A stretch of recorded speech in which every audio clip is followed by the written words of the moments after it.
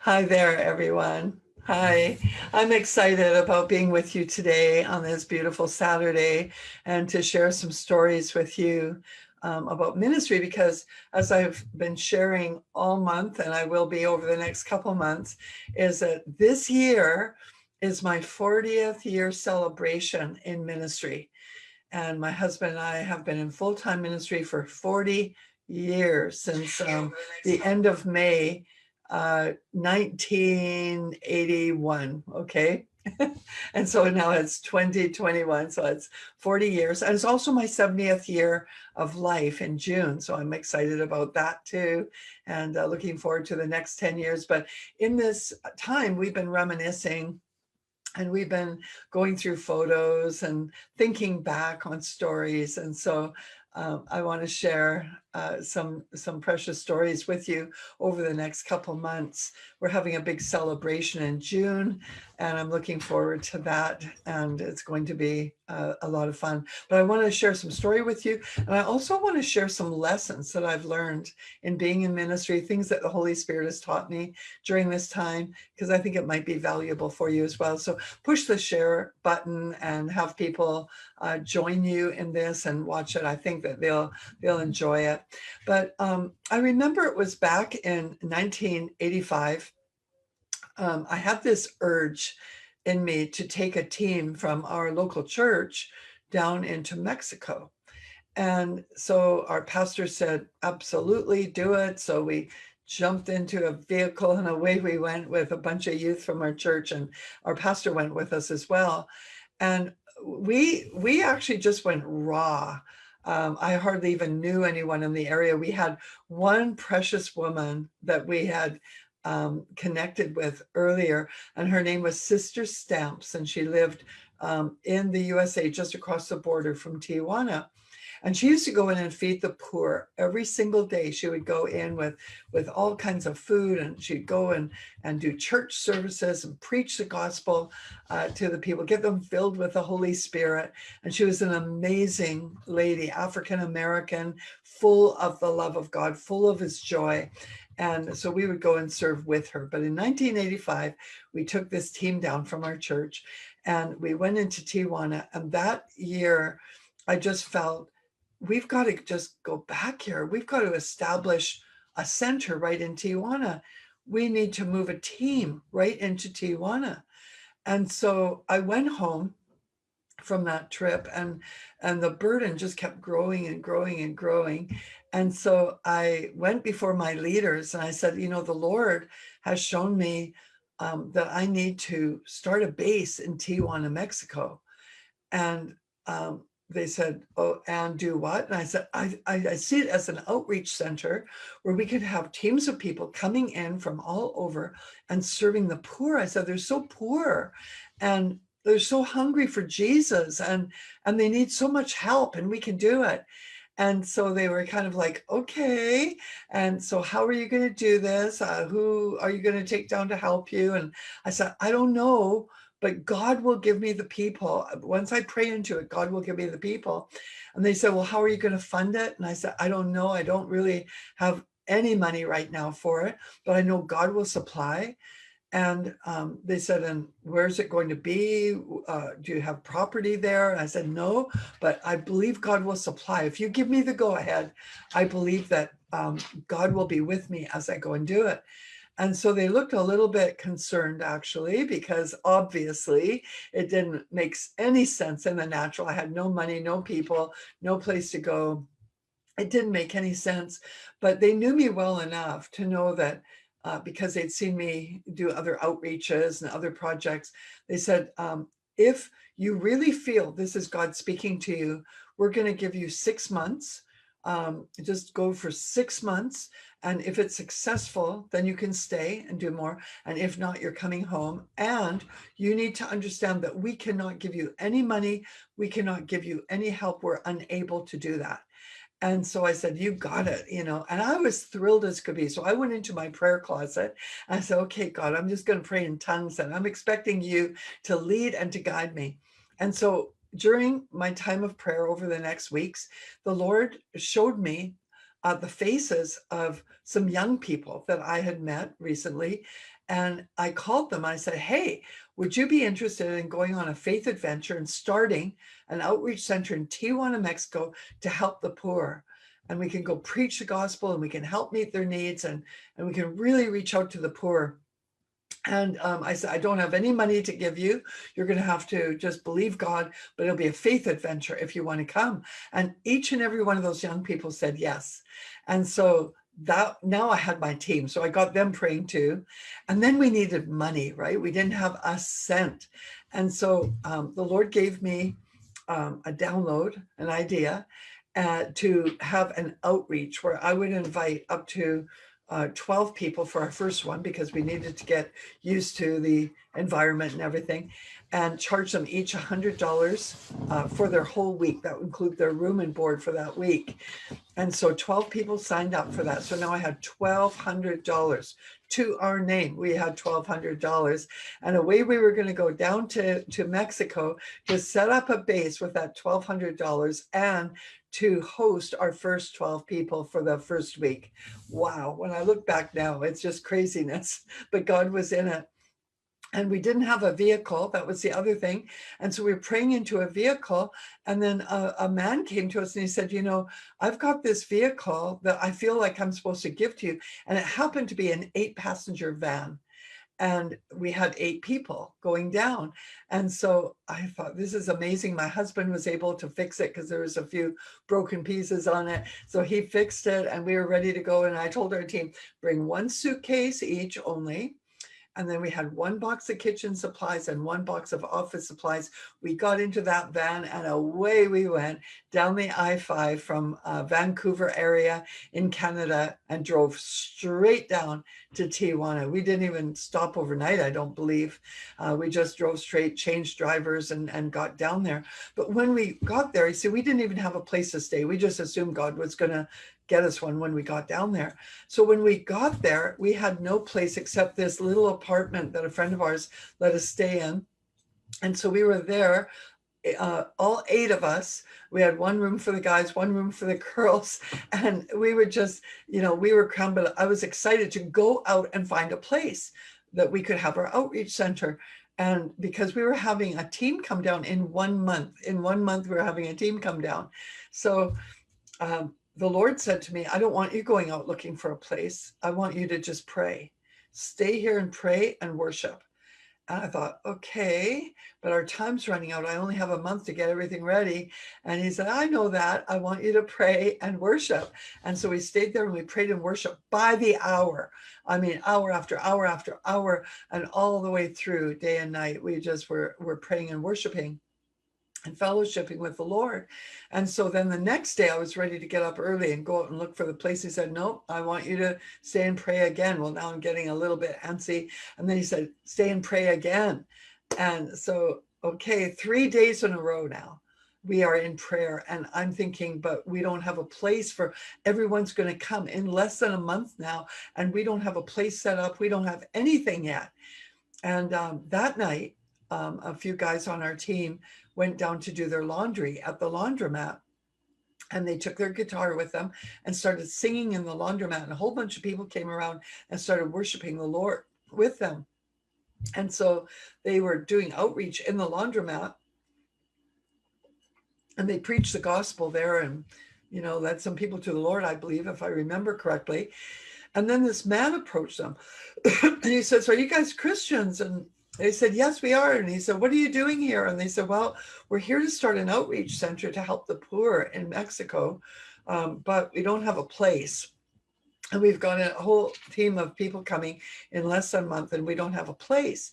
And he said, well, I'm a landlord, and I have places for rent. In fact, he said, in fact, I have one coming up this week. It's coming up. The family is leaving. And it might be able to suit you well, because we needed at least 3 bedrooms and a bathroom and a place to have a meeting and everything in it. And he said, well, this is an apartment. It's 3 bedrooms. I believe it would help you. It's got 1 bathroom and it's got a kitchen and a like an area where you could meet, like a large living room area. And he said, the only problem is because we found out that it wasn't easy to rent in Tijuana and that there was 18-month waiting list for the local people. And they would always give the housing to the local people before foreigners. Of course, that makes sense. So he said, I've got people on the waiting list. And he said, I've already told this couple that they can have the house.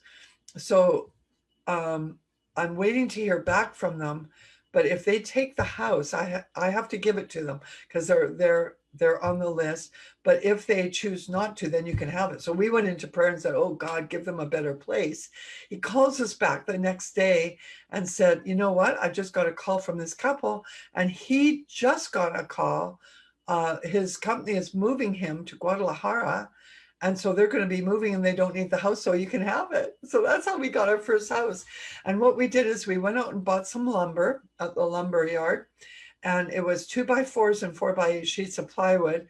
And we built beds, bunk beds. So the bunk beds were 2 feet wide by 6 feet, no, 8 feet long, because we cut a 4x8 sheet of plywood in half. And then we stacked them up 3 high. So we had 3 bunk beds, one on top of another, with enough room at the bottom of the bed for a person's suitcase. And then we made another stack and joined it to the other. So it's actually 6 beds side, like two stacks side by side, just enough room to get into them. And that's what we filled for our 12 outreach people and also for our team members. And that's where we went. And we had 1 bathroom to share amongst us all. And the guys built tables out of the 2x4s and the plywood, tables and benches. And that's where we met. That's where we met. That's where we ate. That's where we met. That's where we prayed. We had everything in those, in that one apartment. And when we got there, we didn't, as I said, we didn't have a big budget. We had $1,200, but we wanted to minister to the poor.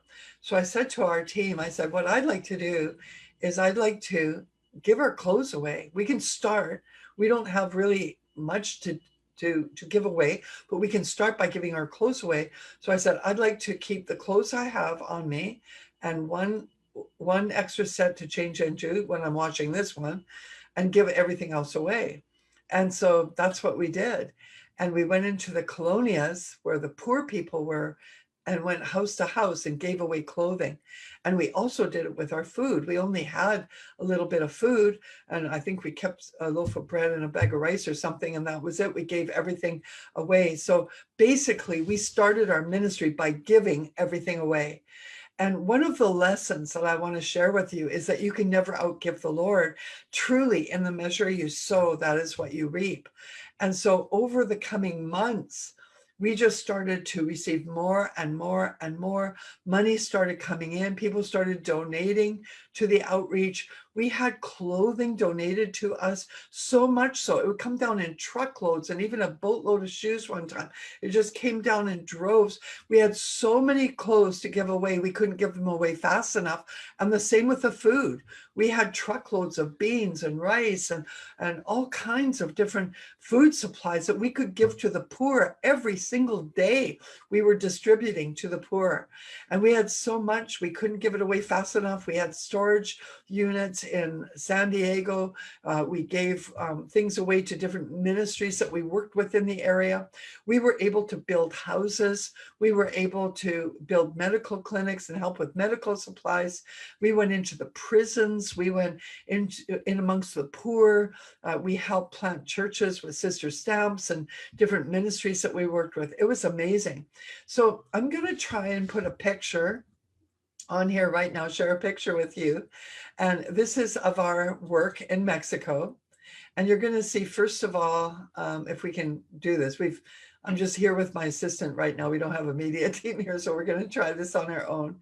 But we're going to show you a picture, maybe, of a little boy who lived in a truck in the colonia. Now, in this picture, you'll be able to see the actual colonia that we worked in. I see this is working. This is awesome. And you can see in that picture, it's just full of cardboard shacks and garbage and they'll collect whatever they can, they'll keep it for themselves, and then they'll live inside of those shacks, live inside of those shelters. And the little boy that you see there, he lived inside that truck. That was where he slept. That was his little house. They were so poor. And now, not every colonia was as in shambles and as in chaotic state as that one. Some of them were just little, like, cleaner pathways and things like that to little houses, but they were very, very small and totally made from pieces of cardboard that they picked up from throwaway boxes and things like that. And it wasn't uncommon to go into the colonias and see a little cardboard house, maybe, I don't know, maybe 8 feet by 6 feet would be a good size, and have like 12 people living in it, a family of 12. And the women would be outside cooking their tortillas on a fire. And they just live very, very, very, very simple lives. And the fathers of the children oftentimes just went, they would father children, and then they would leave. So the mothers would have a lot of children to look after, very little money, if any. And they would go around the garbage looking for food to eat for their family. When they got some money, they would go out and get corn so they could make tortillas or whatever. And it was a really sad situation. So we would go in and not only give them food and clothing, but we would help clean up the mess, help them build houses for their families. And we also preached the gospel and led them to Jesus, and then went back in and taught them how to live a good life and how to believe God for provision, because a lot of them had Catholic mentality, which meant you're blessed, just stay poor. We said, no, that's not what God is asking you to do. He wants you to be blessed. He wants you to have food for your children. He wants you to be happy. He wants you to be successful. And so we were able to help them get jobs and be happy. And we go in and minister to the children. We went into the jails, the prisons. We went everywhere we could to preach the gospel. And it was so much fun. Our team grew. We were so blessed there. We were there for 3.5 years with a full-time base. And we loved every day of it. And when we left, you might be wondering, well, why did you leave? Well, the reason why is because, and this is quite the story, one of the places we ministered at was the AIDS place where a lot of the homosexual community would come, and they would gather, but they had HIV and they were susceptible to being sick and that. So they were very careful, but they went and had fellowship with one another. So we'd go and share the gospel with them. And this one night we went, and it was raining. So a lot of the homosexual community was not there, because with AIDS, you become very susceptible to colds and pneumonia and that. So when it was raining, they would stay inside. And so when we got there, there was no one there except one man. And he happened to be the leader, the man who ushered in the gay rights movement into Mexico. He happened to be there that night, and he had just lost his partner. His partner died of AIDS. And so we were able to comfort him and to console him. And we preached the gospel to him. And he that was that close to receiving Jesus, but he didn't, but we had struck up a relationship with him. And you know what? The enemy did not like that. And the next day we had immigration authorities at our door. They took my passport and asked us all kinds of questions, hauled me down into the immigration office. And they said, you are proselytizing. You are preaching the gospel out on the streets to our people, and that is illegal here. You cannot do that. And we could put you in jail for that, but we're going to give you 24 hours to leave Mexico. And he had our passport and visa and everything. And we thought, wow, this is like, and you could feel the oppression. So the governor of the Baja heard what had happened to us, and we went to see him. He wanted to see us, and he said, please do not go. We have heard so many good reports about you. You have helped our people. You've helped the poor. You've brought in medicine. You've helped build houses. You have been so good to our people. We want you to stay. And what was happening there is that there was like almost like sort of like a communist party in a way that wanted control.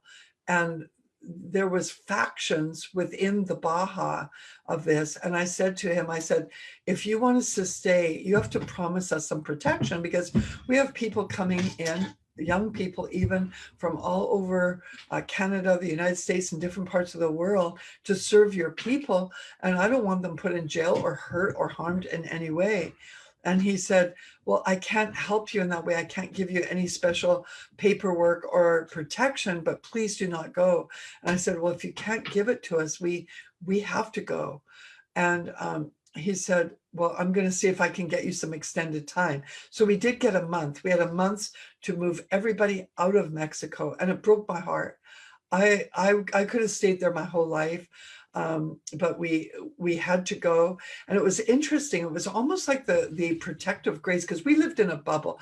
We just worked amongst the poor. We lived in an area of town that, there was stuff going on there, but we just felt so protected and so safe. And we built relationship with the neighbors, and we just loved our life down there. It was awesome. I could have stayed there forever. So it was really sad having to leave, but all of our protection lifted. And even as we're trying to move, I had someone there's a carload of guys came by, and they literally opened the doors and tried to grab me and put me in. And the Lord kept me safe, but still it was really, really a hard situation.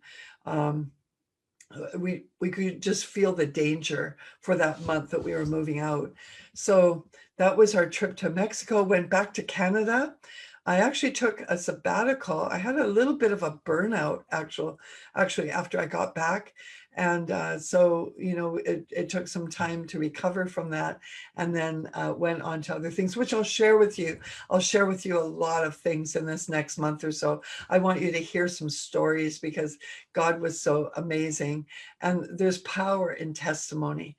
But I think that a couple of lessons that I can share with you right now is, number one, all God really needs is your yes. Now, of course, you want to make sure that you're thinking through your vision. In fact, it would have been good for us to even think through some things more than what we did at the time, but also have good covering, good prayer covering, but give God your yes. Be willing to give God your yes and to fulfill his word when he invites you to go. We saw in our time in Mexico so many miracles, so many people touched. Do you know that every single day there was souls saved? Every single day there was miracles. I remember one time taking an 11-year-old boy, he was with us on outreach, door to door in the colonia, praying for the sick. And he put his little hand on the sick, and God caused them to recover. And these were from some very serious ailments. And one of them was a person who was dying, and they just raised up out of their bed and were totally healed. I mean, that was just because, yes, that little 11-year-old boy gave God his yes too. And as just when you give God your yes, great things can happen. And also have expectation. That's another lesson, is have expectation stirred in your heart for God to do great things, and know that he will honor his word, and he will honor your yes. He will honor your expectation, and you'll have such a good time going. And also in the area of provision, I've got some books and material on that, but we had to learn to trust God, because we had God plus nothing, right? And so we had to learn to trust him for our daily tortillas and everything that we needed, not only for ourselves, but to give to the poor. And as we trusted him, we found that the key was in the measure that we sow. And if we continue to sow, we would reap. And we surely did. When we left Mexico, we started there with one vehicle, with one little apartment that we all squashed into, with a little bit of one box of office supplies, one box of kitchen supplies. But when we left there, we had 3 buildings, we had 3 vehicles, we had lots of office supplies, everything that we needed, equipment, everything that we needed. It just grew, it multiplied. It's just like giving God your loaves and your fish, and then he multiplies it. And we were all blessed. Every single day we were blessed. We had more than enough. So that's my little memory story for you today. All the people that we hosted over the years, they were so beautiful. We had whole teams come down from Canada and build houses for the poor, and they raised funds and gave us generators and all kinds of building supplies so that we could help the poor. It was amazing. We had so much fun. And we enjoyed everybody that we worked with. We all just squashed in together, and in those bunk beds, it was a true mission experience, and we loved every moment of it. So, anyways, I wanted to share that with you, but also I do want to give you vision for what I'm believing for right now. I am buying a house. I went and put an offer on a house yesterday, and it looks like it's going to be accepted.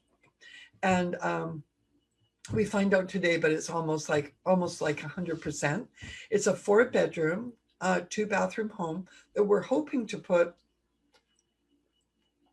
some people in it who are in transition and need help. People who don't make a lot of money, but need a comfortable, beautiful place to live in that is a safe Christian environment.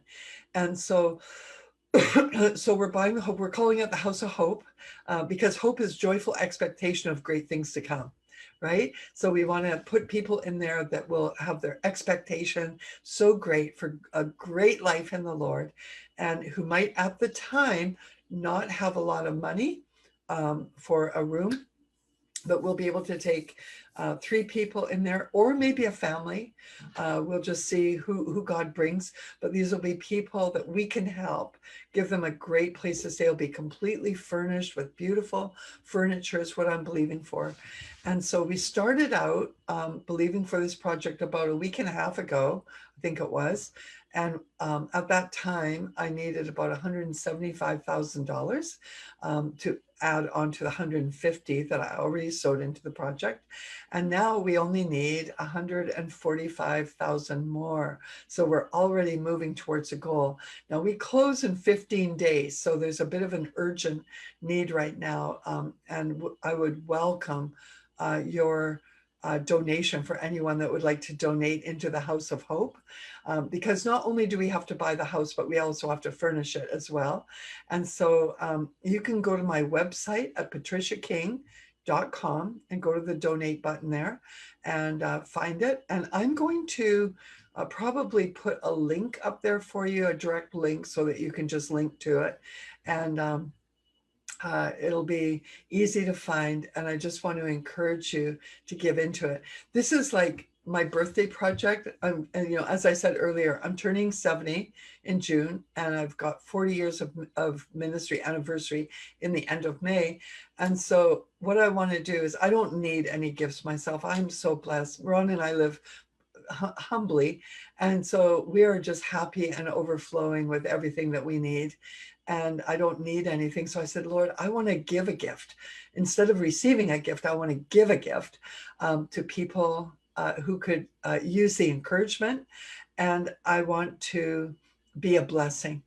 And so our ministry is going to be buying this house to just encourage people and to make their life a lot more pleasant. And so I'd love to have you sow into it. Maybe some of you could even sow like $1,000. I know that might be a lot for some. Maybe some of you could do more.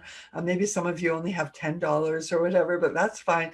Any amount is wonderful. But just so that we can sow into the future and the enhancement of people's lives in this next day. So many have gone through hard times, especially with COVID. Many lost their jobs and everything.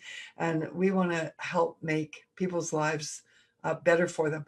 Our ministry is going to be covering all the utilities and everything, and looking after the house. And so we'll be able to get people in for very low rent, and be able to help them have a happy life.